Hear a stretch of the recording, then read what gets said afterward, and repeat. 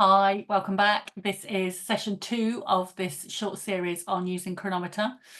In our last session, we just looked at how to calculate your macros, your total calories that you need each day, and how much protein, fat, and carbs that you need. If you haven't watched that one yet, do watch that because you'll need those figures to put into cronometer. I'm just going to very briefly share with you my spreadsheet for my calculation. You don't feel like you need to remember these. I will be inputting these into cronometer. If you've watched the previous session, the previous video, you'll understand how all this works. If you want a copy of the spreadsheet, just let me know. If you are in my Facebook group watching this video, I can't actually put the spreadsheet in the comments. It won't let me. So just message me, private message me, and ask for it. If you are watching this in my YouTube channel, again, can't actually seem to put the spreadsheet in the comments below. But if you want to get in touch, happy to share the spreadsheet. And my email address is hello@thecognitivehealthcoach.co.uk. And just email me to request a copy of the spreadsheet so you can work out your own macros. All right. So I'm going to stop sharing that. In a moment, I'll share cronometer and show you how to input those. Just a few words first, though, about why you might want to use cronometer. So cronometer is a tool. It's totally free. You can use it on the computer, which I'm going to be showing you here, but you can also use it on your phone. And it's an app where you can input all the food that you're eating every day. And I'm not going to recommend that you do this for the rest of your life. It's a lot of work. But what I am going to say is, if you did it for a couple of weeks, just to really feel like you know what you're doing with your diet and really learn around what you're eating and how that's helping you, that will probably be enough. If you wanted to update it regularly and just see that you've not strayed off the path, maybe once a month or once every couple of months, just fill it in for about a week and see how you're doing. Right, so you might be familiar with this kind of app already. You might be familiar with, for example, MyFitnessPal. That's a very popular app where you can input your food. The problem with MyFitnessPal, I've noticed, is that a lot of the foods are input by users, and a lot of the users might only be interested in the total calories, or at best, the calories, the carbs, the fats, and the protein. The thing with cronometer is all the foods logged in cronometer also have all of the vitamins and minerals and all those lovely nutrients and fiber and everything. So you can really keep a track on how you're doing. So the reasons you might want to use cronometer would be, first of all, I have quite a few clients who are very slight and they go on the keto diet and they start to lose weight, and we really can't afford to be losing weight in that instance. So you could be filling it in just to make sure you're eating enough for a start. I've got a lot of clients who just genuinely aren't eating enough. And you may need to work very slowly at building up your calories, if that's the case, because it can feel like it's too much and you don't want to eat more. But if you just build up very, very slowly, you usually find that as you build up really slowly, you become more hungry. Your body gets used to that extra food and you become a bit more hungry. So that's the first thing. Then, of course, we want to make sure you're getting enough protein, but not too much protein. So you want enough protein to keep your muscles strong, or in some cases to build muscle if you've noticed that you feel like you don't have enough muscle, or if you, as you are aging, we tend to lose a little muscle. So good to have a bit more protein. Also, you need to make sure you're having enough fats to be able to get into ketosis, and that you are having not too many carbs, so that you're eating not so many carbs that it knocks you out of ketosis. But what I found it really useful for as well is, after filling it in just for a couple of weeks, looking at all of your individual food intake, looking at the individual minerals and vitamins and things like that, you can spot if you've got any deficiencies. I, for example, noticed that I just was not getting anywhere near enough calcium. So it was really helpful for me to learn that. And now I've been able to supplement around that. Obviously, I've tried to build up my foods containing calcium first. Still can't seem to hit the target. So I'm supplementing for calcium now as well. So that might be something really useful for you. All right, so let me share Cronometer now. When you first open Cronometer, actually you'll be on the dashboard view, so you will see a dashboard, and in future videos in this series, I'll show you how to fill in the diary, how to look at various trends, how to find the foods, but also how to put in your own custom recipes. So if there are things that you eat regularly, you can just have a recipe for that rather than having to fill in each individual ingredient every single time. You can just pop down that you've had that recipe and it populates the whole thing for you. But for today, I just want to put your targets in. So if you see on the left-hand menu here, under this More column, we're going to look at profile and targets.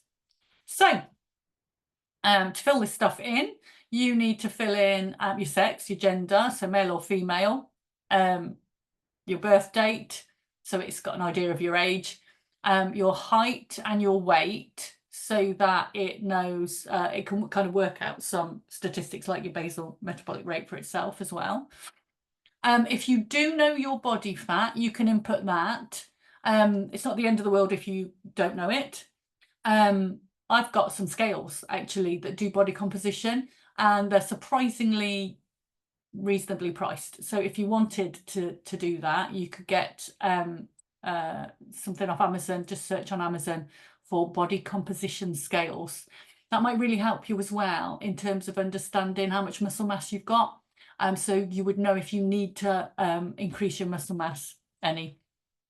My scales come with an app on the phone, so it kind of shows you where you should be. All right. It's going to calculate a basal metabolic rate for you. That's actually worked out very close to the one that I worked out as part of the spreadsheet work. Here you can choose different levels of activity. So you can see if you click on that, you can say none. I doubt anybody's doing none, but you could be sedentary. If I click on that, it shows, you know, just pretty much walking around the house or the office, but being in a chair all day. Lightly active is the one I've chosen because it says light activity 1 to 3 days a week. I'll probably do a little bit more than that, but I am stuck in my chair at this desk all the time. If you look at moderately, this basically includes moderate exercise, but also having quite an active job. So construction work, stocking shelves, cleaning, things like that. So I definitely didn't feel that suited me. But you can click on each of these to get a good feel for what your activity level is. Now look, in my example here, it's actually worked out my total energy burned pretty close to the one that I worked out on my spreadsheet. I would still recommend working out your own, just so that you're absolutely sure you know that that's fair, because you can alter that if you want to. Okay. You can have an energy target or an energy balance shown in your results on your dashboard page or your diary page, sorry. I'll go into that when we look at that in a future video. I'm including my exercise.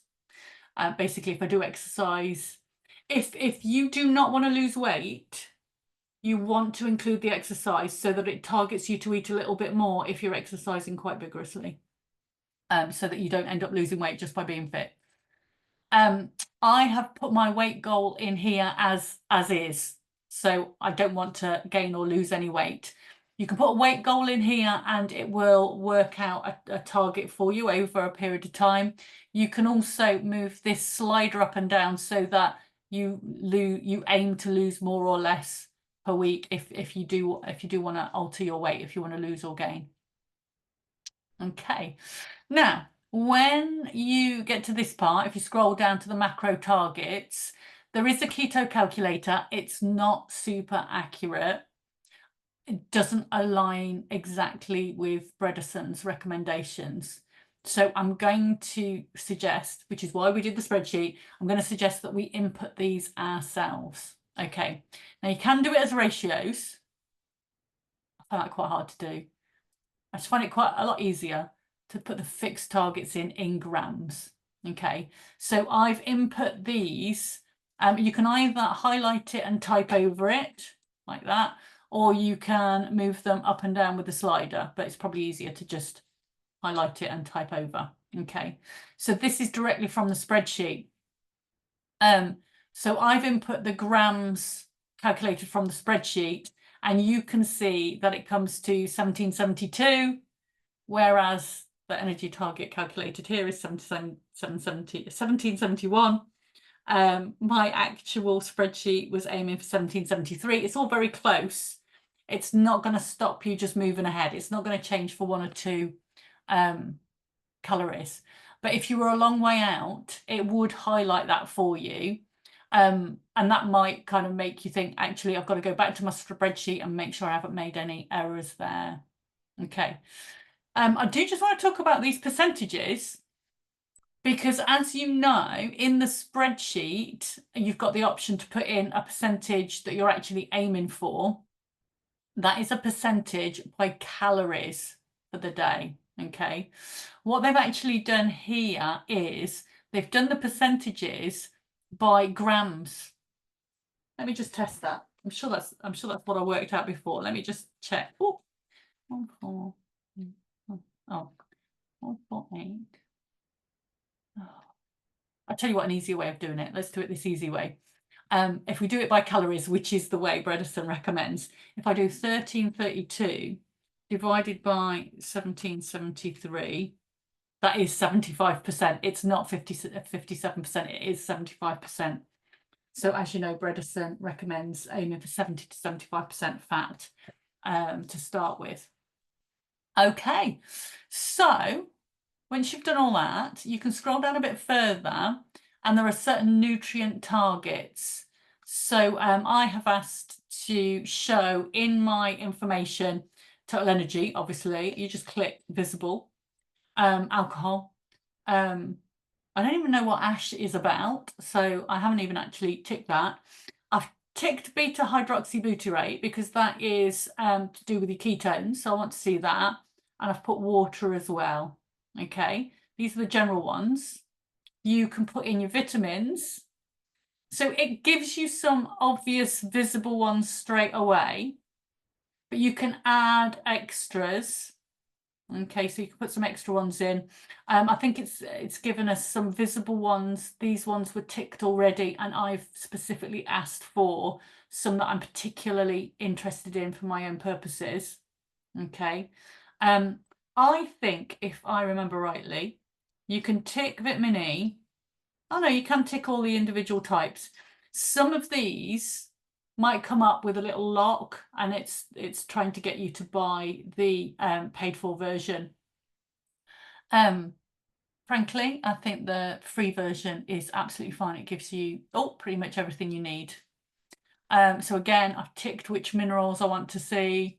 In terms of carbohydrates, it does give you all of those anyway, but I wanted to make sure I was getting fiber, any added sugars, and net carbs. And then, yeah, lipids, I just ticked pretty much all of them. And protein, again, it gives you lots already. Let me see if any of these, no, it looks like it'll give you them all if you want to. I've kept it fairly simple. You know, there's a limit to how much I want to see. All right, so that is entering your targets and profile. I think that's everything I need to share now. In the next video, I'll show you how to enter some foods. All right.